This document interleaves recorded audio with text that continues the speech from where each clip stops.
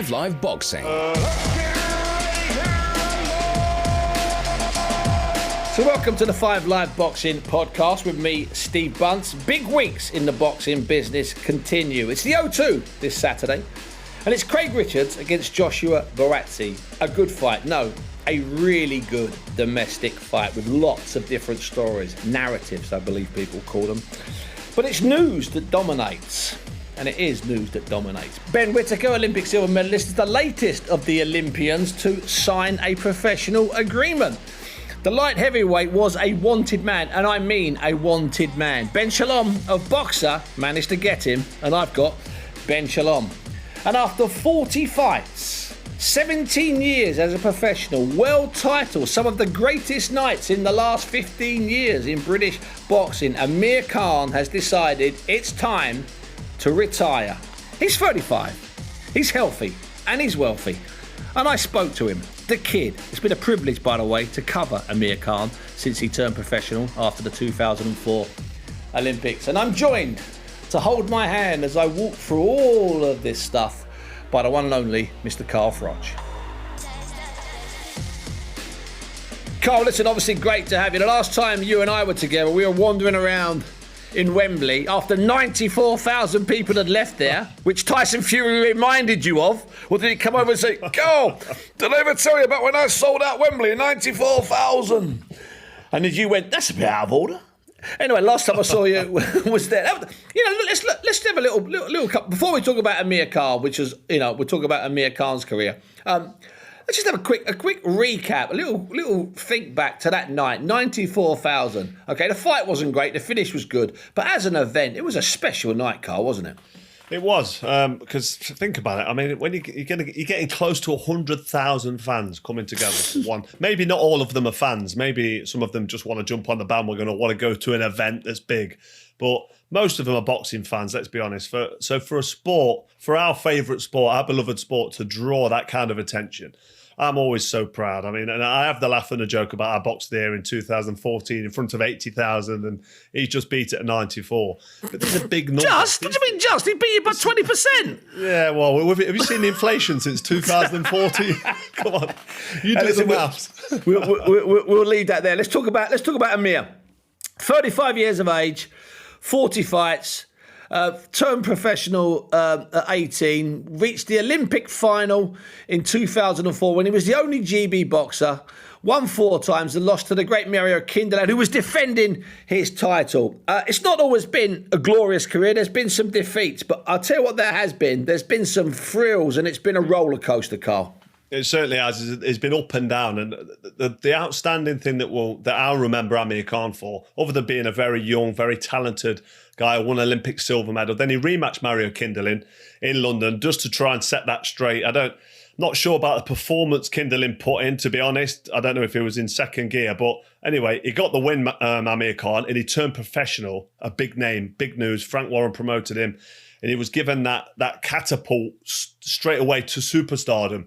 And he backed it up every time he got in the ring. Every time he got in the ring, win or lose, he would put on a performance that you'd be on the edge of your seat because he was brave. And that's the word I was going to say to you a minute ago. The one thing that stands out for me is his bravery, because he'd jump in with anyone. And I can remember quite vividly when he boxed Marcus Madonna. Oh, yeah. What a fight. He was getting clipped on the chin, and he looked like he was gone. About round 9 or 10, I thought, that's it, he's gone. Oh, no, he's going to throw it away because he'd been boxing well. And he hung in there until the final bell and got the win, which he deserves. But how did he stay on his feet, and how did he keep believing and keep firing back? Amazing. Yeah, I mean, he had fights topping the bill from Bolton to London, to Dubai, to Madison Square Garden, MGM, Mandalay Bay. He had fights all over the planet, big fights. Okay, he lost 6 of them in total, and 6 biggish fights. But what's amazing about him, Carl, and I stand by this, I don't know of any other young guy turning pro, becoming a professional and being under as much scrutiny as he was. Every single move he made, because, as you say, he had that last fight against Kindelan, which was live on ITV. Then he turned pro live on ITV on that particular Saturday night. And then all of his fights were massive. ITV got straight back into boxing, were getting great figures off the back of it. And What's absolutely amazing is that he was under scrutiny. He was basically top of the bill every single one of his fights. I've never known a fighter be put under so much pressure. And he was so young, Carl. He was a baby. It was. I think it was a bit of a whirlwind for him. And before he could even think about it and stop to think about it and get nervous about it, he just embraced it. And fair play to him. He didn't show many nerves. He was confident. He believed in himself. And why not? He could fight. He had fast hands, great skill set. From the amateurs, Olympic medalists, you don't win ABA titles and Olympic medals if you're not a skillful fighter. And he took that into the pro rankings, but upped it a level with his fitness and his work rate. And he outworked most of his opponents. And it was just fight after fight. And when you actually look at it, there were just dozens of fights there that were memorable because they were on TV and they were pushed. I mean, I don't know if had you forgotten that he fought Barrera? Sure, it was a Barrera that was past his best. Sure, it was a Barrera that was fighting out of his weight. But it was still a sellout in Manchester before Khan wins a world title. What a great piece of matchmaking. And what a great event that was. Yeah, it was a good bit of matchmaking, and it was a great event. I think one of the reasons why the Amir Khan fights were so exciting, and I've mentioned it before, and I've been criticised because I've given him a little bit of stick for it because he gets knocked out. He's been knocked out a few times, but the fights he's not been knocked out in, he still showed that fragility. When he gets clipped on the chin, it goes a bit wobbly, but he bites down his gum shield. He stays in there, and he pulls the win out the bag against people that you think to yourself, hang on a minute, he's gone here. He's going to get finished, and then he'll pull it off and he'll win, or he'll hang in there. And that's why I think it's not just the fact that he's Olympic silver medalist and he got ITV behind him, and he was given that superstardom rating from the start, wasn't he? Yeah. He was backed and he was promoted well early on. But the fact that he was very brave but fragile at the same time, but left it all in the ring. That excitement was really, I think, what sold him. So he sold himself in many ways. Fair play to him. The bravery thing, and as you say, he always accepted the challenge, and there wasn't a fight he wouldn't take. Money being right. So it goes without. It's a silly question, but was it the right time to call it a day, Carl, at 35 after the loss to Kell Brook a few months ago? 100%. And for him, it's probably a bit of a kick in the guts because it's a fight that should have happened ages ago. It's a fight that he said, no, Kell Brook's not in my league. I'll beat him anyway, no problem. And he's give the fans what they want, hasn't he? He's gone out there on his shield. And he's dared to kind of go in there, and he must have known in sparring on the training camp on the build up to that fight that actually my punch resistance is not here. You don't spar 20 rounds without finding that out. So when he's walking to the ring and he's got Kell Brook in there waiting for him, he must have thought to himself, if I get clipped, I could be in trouble here. And that's not in any way conning the fans. I don't want the fans to think that actually he's gone in there and not tried to win, because he did try and win. He did try to win, and he had a right go, but that's back to the bravery. He's gone in there and he's given the fans what they want. He's been brave enough to get in there. Obviously, he's getting paid, but it's not a fight really he needed to take. And he gave us what he wanted. And now he's 100% categorically, as I've told him before, look, retire. This is boxing. This isn't football. You don't lose 5-0. You get knocked, spark out, and you get on the stretcher. And you could be in a bad place. We don't want anyone to get injured, but boxing's boxing. It's brutally beautiful. We're trying to knock our opponents out. We're trying to render our opponents unconscious. That's what we do. And Amir Khan, he can't take a punch now. So he's got to hang the gloves up, and he should be very proud of his career. I'm certainly really, really, I'll stand there and tell you, Amir Khan's had a fantastic career. No, Carl, it was interesting something you mentioned there about in his last training camp, or his last couple of training camps, in that he must have realised a few things were missing. Did you get that sense as you went into your last two training camps in the George Groves fights? I know you won both the fights, but did you just get a sense? I know you diarise everything. I know you've got everything. Did you just get a sense that I'm just a little bit? Did things feel different, Carl? 100%. I knew before the first fight because my times on my runs weren't there, and one of the main reasons why the times weren't there, I had problems with my Achilles tendon, which is why I can empathise with David Hay with his Achilles snapped during the Tony Bellew fight. But my Achilles was really sore for the first 10 minutes of the run, so I was losing times on my runs, and then in the sparring, I wasn't able to put together a combination like 7-8 punch combinations and then have about a 10-second breather, then go again. I needed more rest after the combo to recover before I could go again. But I was 35, 36 years old, so I knew it was going. But my punch resistance, as you know, I've always had that granite chin. I could take a punch. I've only been knocked down twice in my career, and I got up to win both of them. Jermaine Taylor and George Groves in their first fight. But the main thing for me, where I knew I had to retire and I couldn't carry on, it was the desire. And believe it or not, it was Richie Woodall. Richie Woodall said to me at the England camp at the EIS in Sheffield, he said to me, look, Carl, you'll know when you want to retire. You know when it's time because the desire will go. He says, you'll wake up in the morning for your morning run and you won't want to go on the run. And you'll be thinking, I've got to be in the gym at 3:00 and I'm sparring Tony Bellew or Chris Eubank Jr. I don't fancy this. He says, you'll just know. And I knew in the first fight with the Groves, I wasn't quite there. And in the rematch, the way I got through that amazing 12-week camp, and I did have a brilliant camp, it was because I was telling myself, this is the last time I'm doing it. This is the last one. Let's go for it. Come on, let's go out on the top. Brilliant. You know what, Carl? That concept of desire is absolutely brilliant. So what we're going to do now, I managed to catch up with Amir Khan. We're going to hear from Amir Khan himself. I am a happy man, honestly. Steve, you've probably seen when I probably started my career, when I went to Olympics, we first met properly then. A little bit before then, when I won the championships, world championships and everything. But as you see now, no pressure. When you had, it was funny because even though I took I'd maybe 1 or 2 fights a year, sometimes took maybe 2 years out of the ring, you still had that pressure on your shoulders knowing that you're still a fighter.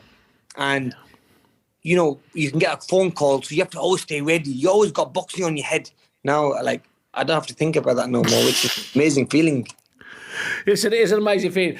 Amir, you're right about the Olympics and just before the Olympics and how amazing that was. But I want to talk about something in general, really. It's just the amount of pressure you've been under, the amount of scrutiny you've been under since you were a 17-year-old boy at the Olympics and then turning professional at 18. You have had, I don't think any British boxer in history has ever had as much pressure on their head as you've had. Yeah, yeah, you can say that as well, because being a Pakistani, being a Muslim, obviously with what happened in 9/11, that's when I sprung on the scene as well. I was always getting questions about terrorism, this attacks happened, that attacks happened, they were Muslim, you're a Muslim. So yeah, you can say that. And then at the same time, being an only Asian boxer, obviously you get fingers pointed at and people know who you are. Then obviously I've been in trouble, and then you get, like when I was caught messing around with different women, they'll be like, oh, he's a Muslim, he's this, he's that. So it's been hard for me. And then let alone the boxing side, when it comes to the boxing, I stand out like a sore thumb. There's not many British, Pakistani, Asian boxers. So whenever anything happened, they always knew that. And they kind of helped me in a way by making me a name and getting me all the big fights. But it's been hard as well, man, with all that pressure. It's not been easy. Oh, listen, and that's what I'm saying. It's not been easy. I think you've handled it brilliantly from the very start, both outside the ropes and inside the ropes. Now, some of the big nights, Amir, how do you select? If you've got to sit down with someone and he says to you or she says to you, what was your best night in boxing, Amir? What's your answer? My answer would be when I fought for my first world title fight. That was one. And then when I fought against Marcos Antonio Barrera in Manchester, it was a chance for me to prove myself again, because obviously just got beat by Prescott, and then people went to see if I beat Barrera, I'm back where I left. And then obviously and then I was getting all these questions asked that I'm not that worthy, after beating Kotelnik and winning a world title, I'm not a worthy world champion, and Maidana was my mandatory. I had an opportunity to walk away and give him that WBA belt and stay as the WBA super champion or fight for the super champion next. I said, no, I'm not going to give up my title. I'm not going to let my title go or give my belt away. I'm going to fight him. And when I saw his record, I couldn't believe it. I thought he had 31 fights at the time, knocked 30 opponents out. I was like, well, you know what, this is going to be tough. And at that time, then people were saying I can't punch, I've got no chin. So then I thought, this is a good fight for me because it'll make my name big in America if I win it. But to my mind, it was a fight that was 50-50. Anything can happen. I didn't go in the fight thinking, I'm going to win this, I'm going to win this. I knew it was going to be a hard 50-50 fight. And I knew it was not going to be easy. But I had to take that chance. For me to be great and go make a name in America, I'd take these fights. And you kept taking them, Khan. One of the things everyone we've talked to, everyone, the one thing that everyone says about you is they just talk about your bravery. They talk about your heart, and they talk about the fact that you never ever refused a fight ever. You would take anything. You've been fearless throughout your career, kid. You know, it wasn't that, man. I tell you what, basically it was like, I'm a fighter at the end of it, and you know when your name's getting mentioned, and people are saying, hey, Amir should fight this guy, Amir should fight that guy, and then promoters call you. It's not that I'm fearless, I just can't say no. No. You put someone in front of me and say, you're fighting him, I'll say, okay. I'm not that guy type of person to say no, and that's what people think. I'm a fearless. No, I'm not fearless. It's just that I am. You just can't say no. Yeah. So, Amir, 17 years as a professional, so half your adult life as a professional boxer. When did you start to think it might be the end? Was it after the last fight, or was it maybe 2 or 3 fights ago? When did you think it might be the end? I thought it'd be I knew it was the end after the Canelo fight. Okay. 2016. Wow, okay. But then again, and this is real talk, like, obviously, I couldn't call it a day.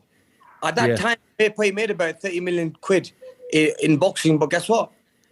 I didn't know where it all went. And it wasn't because I was a big spender. It just goes. It's about having a team around you. Obviously, the team, obviously, everyone was happy, apart from me. When I came back and I looked at my account and I thought, if I'm going to call it a day after the hand operation I had, if I'm going to call it a day, I can't call it a day with what I have in the bank. I mean, where's all my money gone? But then it was too late for me to argue with the people who were in control of all my finances, like my account and places like that. So what I had to do then, I had to regroup and change my whole team and come back so that, and if you think about it, I did really well. I mean, since I come back, God's been on my side. Got the fight, Crawford, the 2 fights, Eddie, and Vargas. Then I got the big fight in Saudi Arabia, and I had the Kell Brooks. So really, if you think about it, it's the honest truth. My career is what I've made in the last couple of 5 years. Wow. I don't know where the rest has gone. But in all fairness, you do a lot of philanthropic stuff. You do a lot of charity stuff. You're forever doing stuff. You fund people. You support a lot of people, Amir, which is what a lot of people in boxing don't know. And I don't want to embarrass you. I know how much you do inside every community. And that's why God put his hand over me, making sure that I'm okay. Even though there was times where I was at the lowest, there was times where mentally I wasn't right, but God keeps on giving me chances. And I know for a fact, even if I didn't retire and I said I was going to fight again, I would have got another big fight. See, I've always been quite lucky that way, where God's been on my side. I can get a big fight whenever I want. But you know what? When you need to call it a day, you need to call it a day. And look, I've had so much fun in the game of boxing. Like I said, the reason why I had to continue was because I had to make sure financially, if I call it a day in 2016 when I wanted to retire, I could not live the rest of my life the way I want to. But now you can. Now I can, 100% I can. And now I can live that life, and I'm comfortable, and I never have to work again if I don't have to. But, but look, the thing is, but I'm that type of guy who wants to work and always keep myself busy. Otherwise, I go mad. I'm busy. But look at you now. Look at you now. You've got your kids around you. You're smiling. You're blessed. You're not going to come back, are you? You're not going to come back in 6 months, 10 months, or 11 months. Tell me you're not. I'm not gonna, Steve. Too many injuries. Like even in the camp against Kell, when I was fighting in training in the camp, I could see that I was sparring. One thing about me, when I train very hard. I give my all. But it was when I was sparring, I was getting caught with shots that I should never get caught with. Yeah. I felt just that bit slower, not wise, but like, when your timing's off, or when you're getting caught with punches that you shouldn't get caught with. Like, I was always short, and I'm thinking, in the back of my mind, I knew that, you know what, this is going to be hard, man. Like, I got it in me. But I kept lying to myself. I kept telling myself, no, I'm okay, I'm fine. Like, I'm very strong that way. And and then I got the injury on my shoulder, my rotator cuff went, tore my tendon a week before the fight. And I said, I can't pull out this fight. You know why? Because I've got that many people who have been messaging me, who have been want to see this fight. That if I call it a day, they'll hate me for it for the rest of their life. Yeah. And I went in there and just took the fight. But like I said, I knew it in training camp that I was done. And that's why, for a man to say that, no excuses. Kell was a better fighter that night, and I got beat. But for me to say that, like, it's hard for me to say that, but it's the honest truth. It's been, I'm going to tell you now, it's been a privilege covering you in the last 17 years. I mean that, son. It's been an absolute privilege. It's been good. You've had good days, man. Honestly, Steve, like, I remember you work with everyone, really, as well, from BBC to everyone. Everywhere, yeah, I've been everywhere, son. You've been everywhere. You're like, you know what? My career has been similar to yours, where I've been with Golden Boy, Frank Warren, Eddie. You've done the same. You've been with everyone. I've been at Satanta, Box Nation, BBC, BT, you name it. I've been there. And look, hey, listen. The experience is everything, though. The amount of experience that you've got and I've got in the sport. We're veterans, brother. We've been listen, we've both been blessed. Enjoy your family, enjoy your retirement. It's been a delight and a pleasure talking to you. Thanks, Amir. Thank you very much, Steve.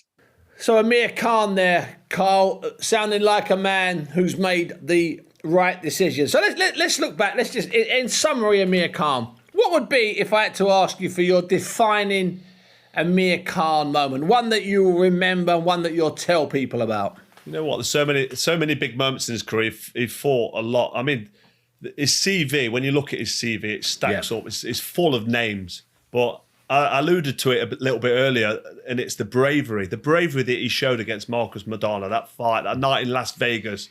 That was, for me, something that I'll always remember him for, because that was quite a special win that night against a guy that was trying to absolutely decapitate him from round one. And he was a big puncher as well, Maidana, and he had them small horsehair gloves on. And you could see every time he landed a shot, the sweat spray from Amir Khan's face, his legs give a little wobble, and he stayed in there, and he held on, and then he fought back. And that's what I remember him for, his bravery.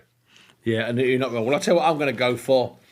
I want to take you back to the summer of 2004, where Amir Khan arrives at the Olympics, 17 years of age.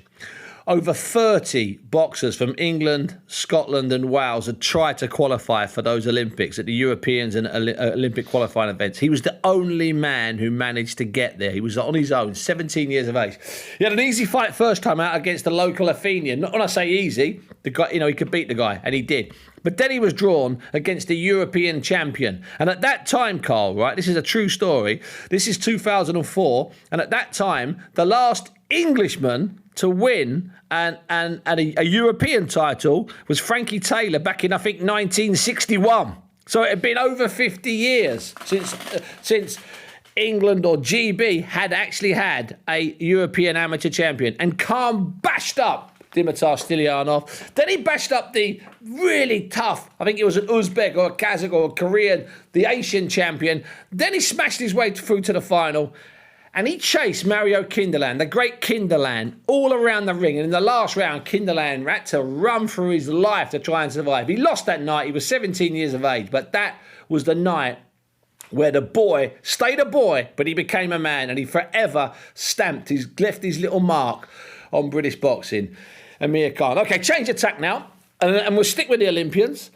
Ben Shalom, a boxer, has managed to get the signature that it seemed half or all of the boxing world wanted. He's managed to secure the services of Ben Whittaker. I'm delighted to say that Ben Shalom joins us now. Ben, before we talk about Ben Whittaker, I've got to ask you about Amir Khan. You promoted his last fight. When did you find out, and what were your thoughts and feelings? I think relief, to be honest. I found out during the week, so I found out before his announcement, and I expected it coming. Obviously, we heard about Kell Brook's retirement 2 days before, and I said at the time it would be perfect for Amir to follow fashion, and it was probably harder for him given how he lost. Amir Khan is a winner, and it must have been a difficult moment that night, but he gave the fans what the fights they wanted, even if it wasn't the perfect fight for him at this stage in his career. And unbelievable career, and really obviously glad that he's made that decision. And Ben, were there fights on the table? Were there fights, had fights been discussed, or was it just a series of names floating around out there in the boxing atmosphere?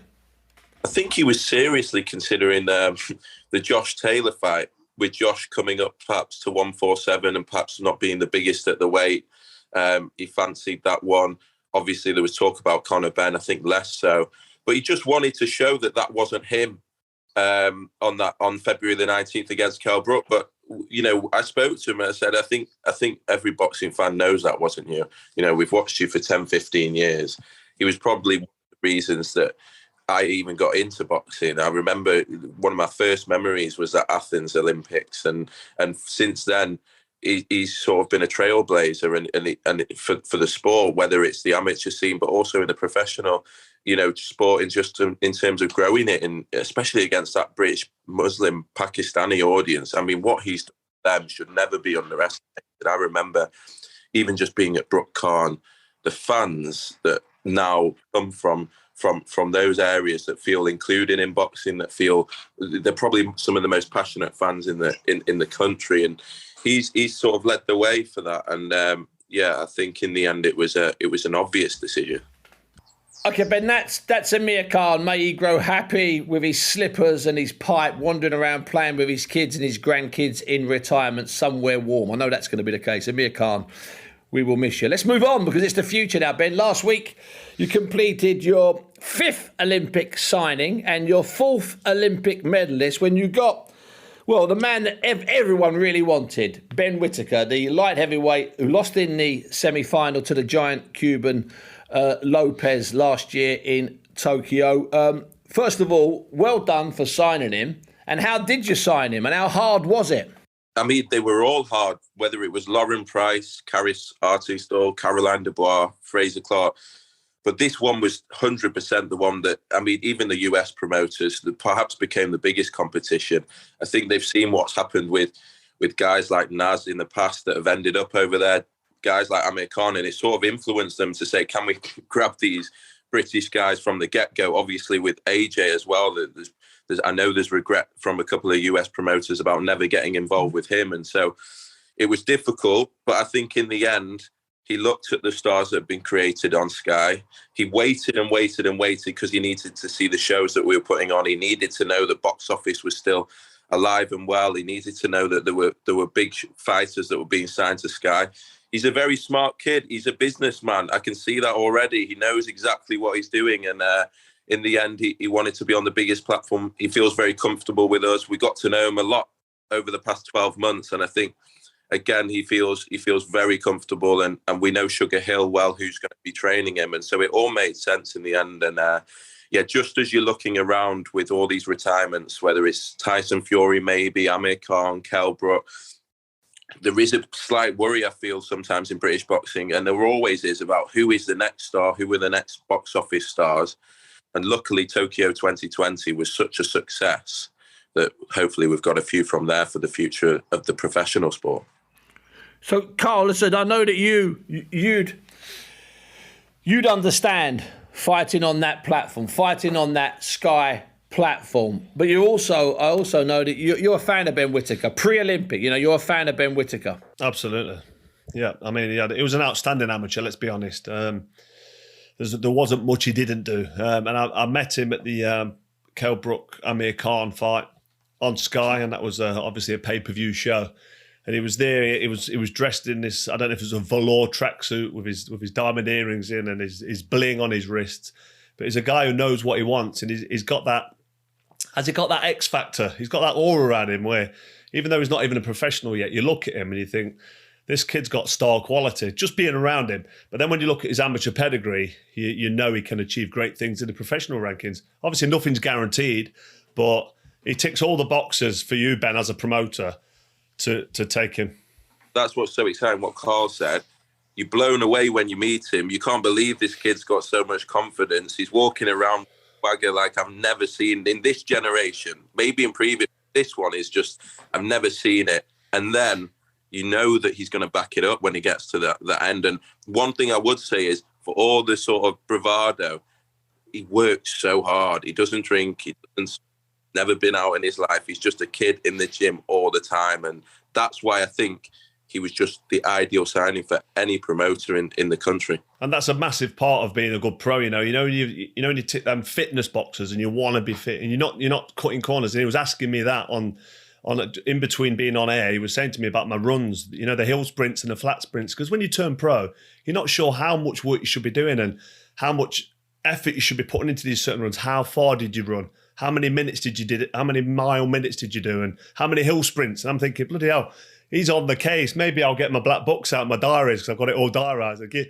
and help him so he can see it. But like you said there, Ben, you know when he gets in the ring, he's going to have ticked that minimum requirement, which is fitness. And he's got the skill. And a lot of people turn professional with the skills and they've got the amateur pedigree, but they're not committed, they're not dedicated, and they fall short. Yeah, he's meticulous, Steve. Honestly, you'll have never seen a 24-year-old. He asks every question. He's thinking about things that he knows in 5 or 6 years' time people are going to be asking him. That's why he's got Sugar Hill involved. He's thinking, I know I'm the most talented fighter in my division. Now I want to be able to introduce knockouts. He's already thinking 3-4 years ahead, and that's what's special.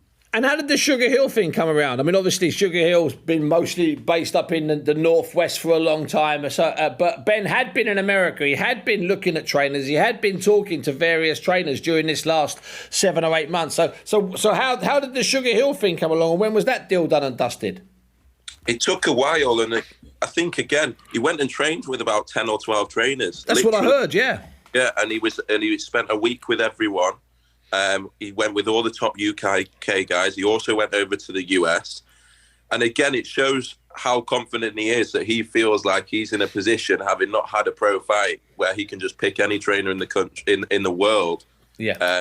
Going to just drop everything and come and coach him from his debut. And that's what's happened. And Sugar's going to be moving to the UK, which is an incredible story. But I think it just shows what we believe we have on our hands and what Sugar believes he has on his hands as well. And that deal was only done in the last couple of months, which allowed him to get his promotional setup sorted as well.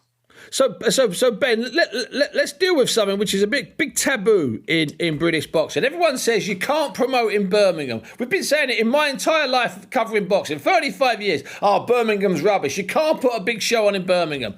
Are we going to break the taboo? Is a Birmingham boy? Is he going to fight in Birmingham? I think we have to break the taboo. If we're ever going to break the taboo, it's now. I mean, 3 of the medalists from Tokyo from Birmingham.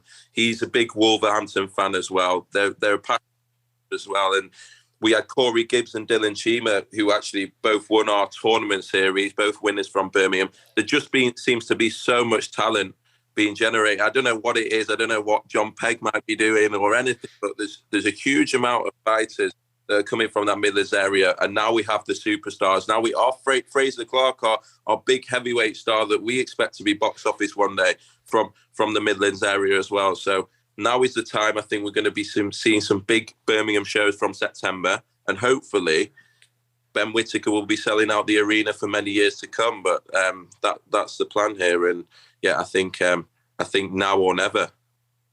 You know, interesting thing, Ben. You got a decision to make here, and it's a great decision to make, because there's been a lot of fast tracking recently of good fighters. Look, I'm thinking about Josh Taylor. Josh Taylor could have spent 2 years building his career. He didn't. He was pushing on really fast. Galal Yafai is being pushed really fast. It's slightly more difficult with heavyweights because you got to somehow get a bit of confidence behind them. So with Ben, he falls a bit in the middle ground. So you can go out there and search and truck through and have a look at lists and maybe not overmatch him, but match him really competitive early. Or you can build the following by having him bash up half a dozen people in the next 7 or 8 months. It's a bit of a tricky ground you've got to walk. I think the difference with Ben and the other guys you've mentioned is he's only 24 years old. He's in no rush.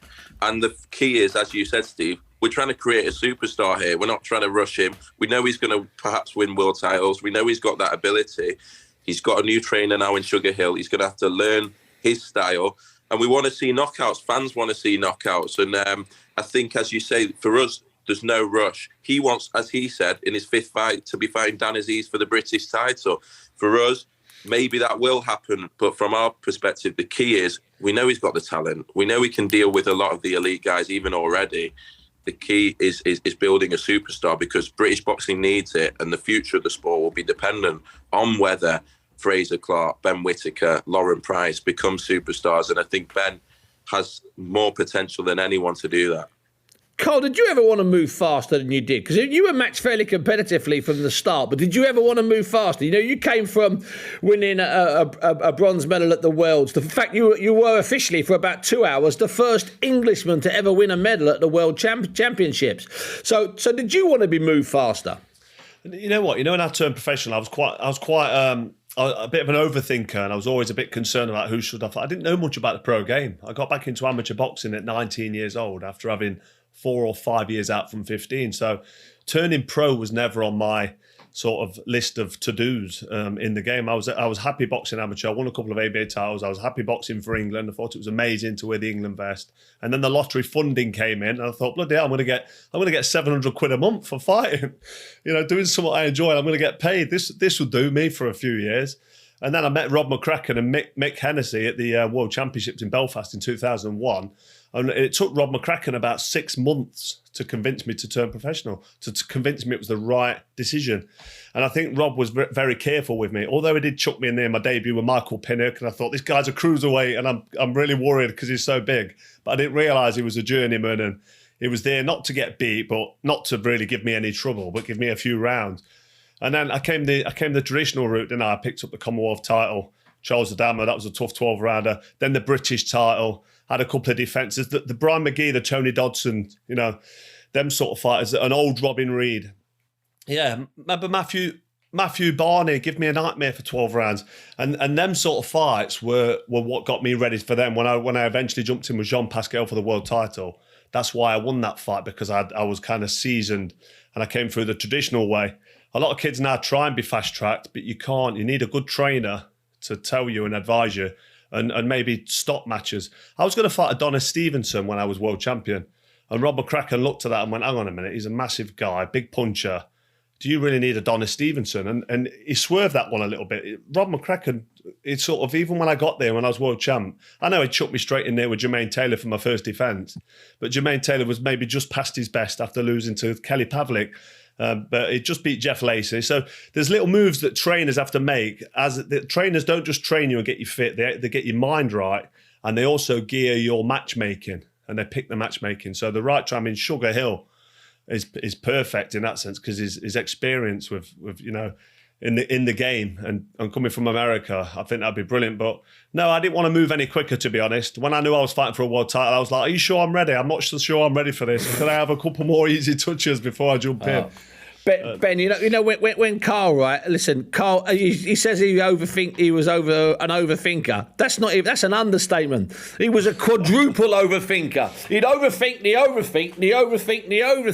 and in the end, McCracken would say, "Just get in there and fight," because that's really what he did. I think that's why I trained so hard, and that's why I diarised all my work, every press up, every sit up, every round of sparring, everything was down there just to tell myself, "Hang on, you've done the work. I've done it. You're fit. Don't worry about it. Get in there and do the job. You can do 12 rounds."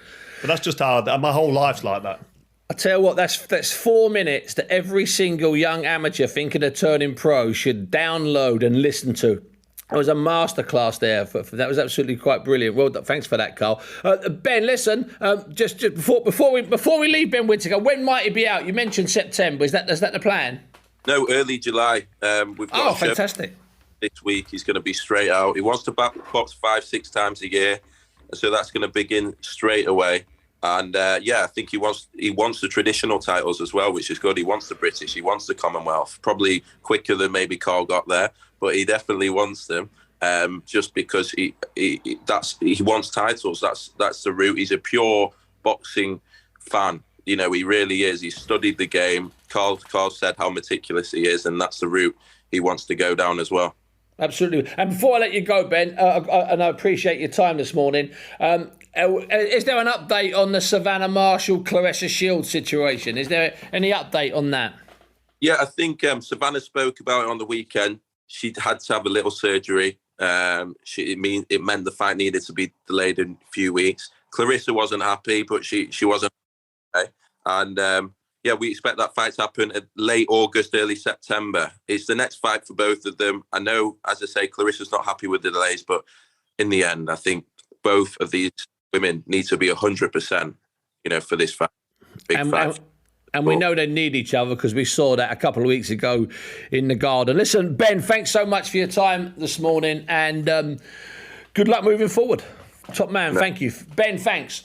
Thank you. Ben Shalom there on Ben Whittaker. And just to point out, Carl, before we go any further, that during the last 20 years, Amir, AJ, Cal Yafai, Lawrence Okoli, Josh Taylor, Nicola Adams, Savannah Marshall, James DeGale and Billy Joe Saunders have all gone from the Olympics, some winning medals, some not, to winning world titles. And Frankie Gavin, Luke Campbell and Big Audley and Andrew Selby all fought for versions of the world title.